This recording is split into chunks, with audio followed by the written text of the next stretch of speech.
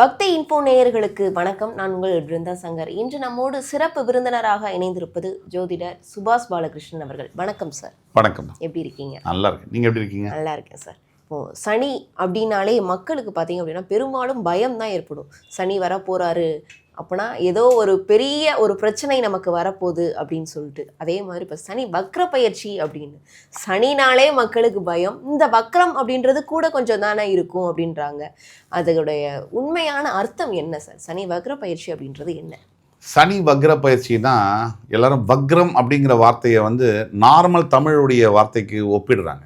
ஜோதிடத்தில் வக்ரத்துக்கு அர்த்தமே வேற.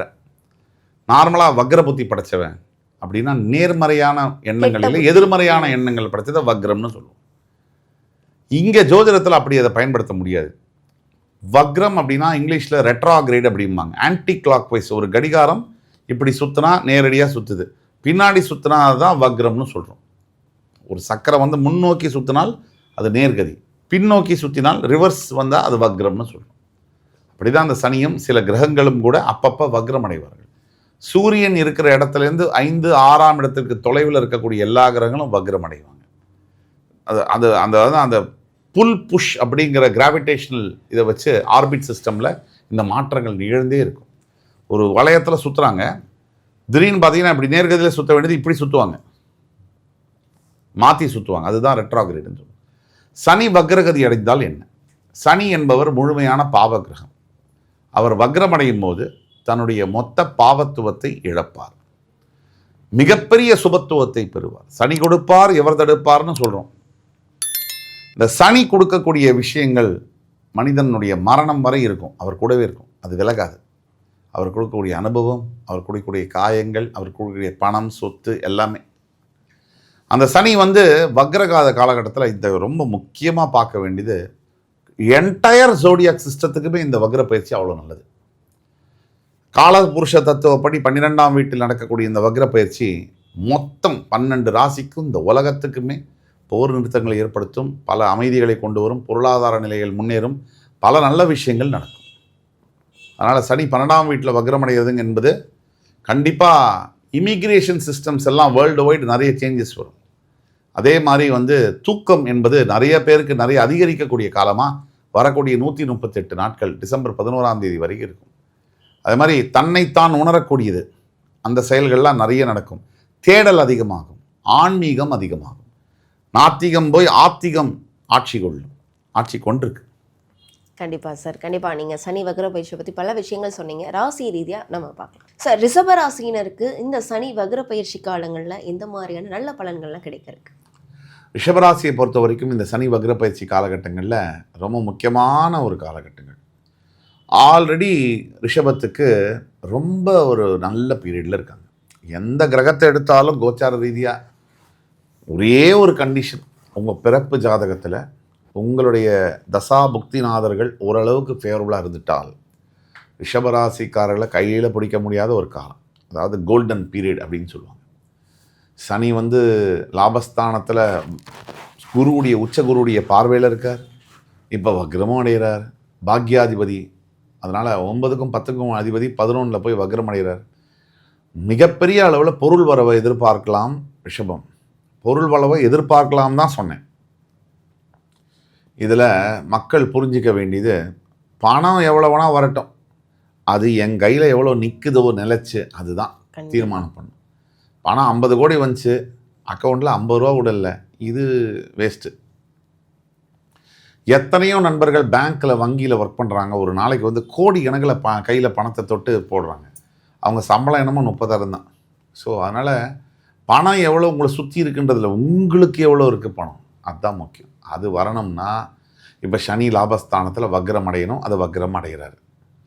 சரி, உங்களுடைய 3ஆம் இடத்துல குரு உச்சம் பெறுகிறார், உங்களுடைய 7, 9, 11 இடங்களை பார்க்கிறார். இதனால் காதல், திருமணம், அப்புறம் உறவுகள், அப்புறம் நிறைய விஷயங்கள், அதாவது விஷஸ், டிசையர்ஸ், என்னோடய ஆசைகள், என்னுடைய லட்சியங்கள், அதெல்லாம் கூட நிறைவேற்றக்கூடிய காலம். இந்த குருவுடைய பார்வை ரிஷபத்துக்கு அப்படி இருக்குது. லாபஸ்தானத்தில் சனியவும் பார்த்து சுபத்துவப்படுத்தி அந்த சனியும் வக்ரமடைகிறதுங்கிறதுலாம் மிகப்பெரிய யோகமான காலகட்டங்கள்.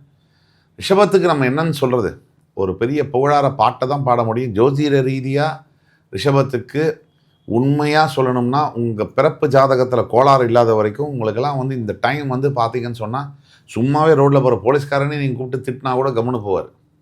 அந்த அளவுக்கான காலகட்டங்கள். நம்ம சும்மா போனாலே கூப்பிட்டு அடிக்கிற போலீஸ்காரங்க, நாம் வந்து அவர்கிட்ட வந்து போய் ஏதோ இதுவாக பேசினா கூட கம்முன்னு, அதாவது காலமும் நேரமும் ஒருத்தருக்கு சரியாக இருந்துச்சுன்னு சொன்னால் அவங்க என்ன கெட்டது பண்ணால் கூட நல்லதாகவே தெரியுது. கால நேரம் சரியில்லை சொன்னால் என்ன நல்லது பண்ணாலும் கெட்டதாகவே தெரியுது. ரிஷபம் நல்ல பீரியடுங்கிறதுனால மேலையும் கீழையும் குதிக்கக்கூடாது, நிதானத்தோடு ஹேண்டில் பண்ணணும். இதை முழுமையாக உபயோகப்படுத்திக்கணும். இப்போ ரிஷபத்துக்கு பொருளாதாரத்தை பற்றி பேசணும், ஆரோக்கியம் சூப்பராக இருக்கும். அதே மாதிரி ரிஷபத்துக்கு மனசில் தாங்காத குறைகள்னு இருக்குது. என்னென்னா இவங்களுக்கு ரொம்ப பிடிச்சவங்க இவங்களை விட்டுட்டு போயிருப்பாங்க. ஸோ அந்த மாதிரி பிரிதலெல்லாம் தாங்கக்கூடிய சக்தி வேறு எதை வேணால் தாங்கிடலாம். இந்த உறவுகள் பிரிவு மட்டும்தான் மனுஷனுக்கு ரொம்ப சிக்கலான சமாஜம். வேலை போனால் அது சில பேருக்கு வந்து பணம் போனால் கூட சில பேர்லாம் பல பேரே வந்து தாங்கிடுவாங்க. ஆனால் ரொம்ப பிடிச்சவங்க விலகிட்டால் அவங்களுக்கு வந்து ஒரு மைண்டு வந்து உடஞ்சிரும். அந்த மாதிரி இல்லாமல் ரிஷபம் வந்து நல்ல ஒரு மனசு தெம்போட, சந்திரன் உச்சம் பெறுறதுனால நிறைய சிந்தனை, என்னென்னமோ மனசில் நினைப்பு, அதெல்லாம் இல்லாமல் எனக்கு எது வேணும் எது வேண்டாம், ஏன் அவங்க விட்டுட்டு போனாங்க, நமக்கு அவங்க தகுதியானவர்களா, நாம் அவங்களுக்கு தகுதியானவரா, நம்ம வாழ்க்கைக்கு இதெல்லாம் சரிப்பட்டு வருமா வராதா, இந்த எண்ணங்களுக்குள்ளே ரிஷபம் போயிடுவாங்க.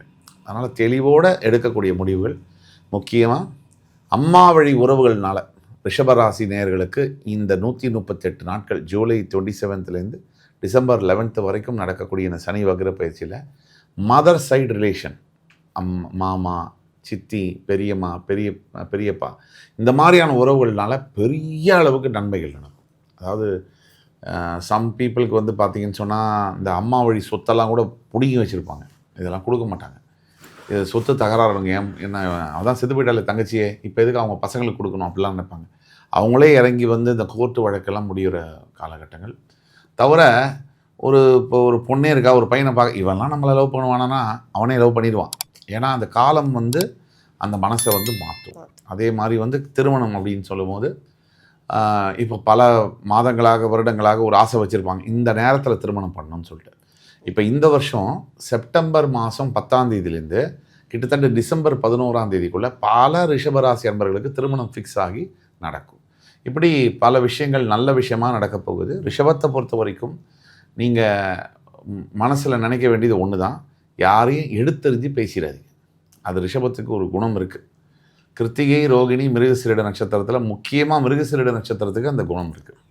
யாரையும் எடுத்தெறிஞ்சு பேசக்கூடாது, மனசு நோகும்படி பேசக்கூடாது. நமக்கு நேரம் நல்லா இருக்குதுன்னு சொல்லிட்டு மற்றவங்களை வந்து மனசை வந்து நோகடிக்கிறதுங்கிறது ரொம்ப தவறான ஒரு செயல். ஏன்னா காலம் எப்பவும் மாறும், வீல் மாதிரி.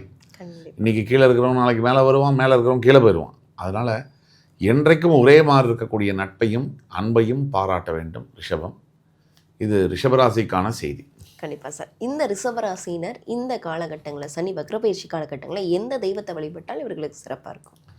ரிஷபராசி நேயர்கள் வந்து இந்த காலகட்டங்களில் வழிபட வேண்டிய தெய்வம் வந்து முக்கியமாக ஈஸ்வர பெருமான் தான்.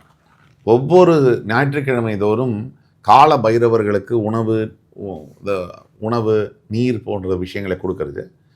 அதே மாதிரி வஸ்திர தானம்னு சொல்லுவோம்.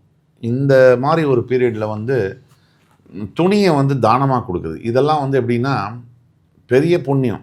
அது யாருக்கு இல்லையோ, இல்லாதப்பட்டவங்களுக்கு ரோட்டில் பிளாட்ஃபார்மில் படுத்திருப்பாங்க, ராத்திரி துணி கூட போத்திக்க கூட இருக்காது, கொசுக்கடியிலே படுத்திருப்பாங்க.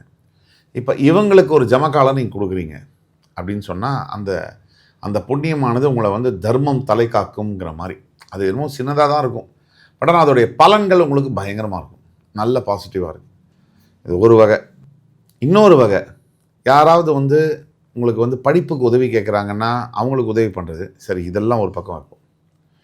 அப்பாவுக்கும் அம்மாவுக்கும் மனசு கோணாமல் அவங்க வந்து மனசு வந்து சந்தோஷப்படுற அளவுக்கு நடந்துக்கிறது, இதுதான் நம்பர் 1 பரிகாரம் இப்போதைக்கு ரிஷபத்துக்கு.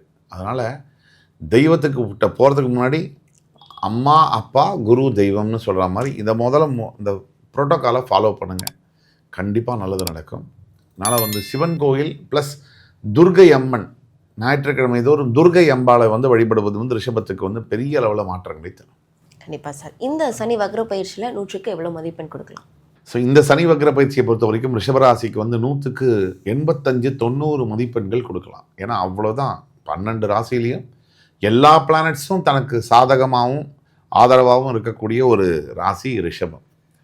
ரிஷபத்துக்கு எப்போவுமே கேட்க வேணாம், இப்போ கேட்கவே வேணாம். அப்போவே நாங்கள் அப்படின்னா இப்போல்லாம் எப்படின்னு ஒரு டைலாக் வரும், அந்த மாதிரி அவங்க. கண்டிப்பாக இந்த சனி வக்ர பயிற்சி காலங்களில் பல்வேறு விஷயங்கள் மக்களுக்கு தேவையான பல்வேறு விஷயங்கள் சொன்னீங்க சார். கண்டிப்பாக இந்த சனி வக்ர பயிற்சி காலங்கள் மக்களுக்கு உங்களுடைய பதிவு ரொம்பவே யூஸ்ஃபுல்லாக இருக்கும். இதே மாதிரி வேறொரு பதிவில் இன்னொரு நாள் உங்களை சந்திக்கலாம். நன்றி. நன்றிம்மா. இந்த வாய்ப்பை கொடுத்த பக்தி இன்ஃபோ சேனல் நேயர்களுக்கும் அனைத்து டெக்னீஷியன்ஸுக்கும் என்னுடைய மனமார்ந்த வாழ்த்துக்களும் வணக்கங்கள்.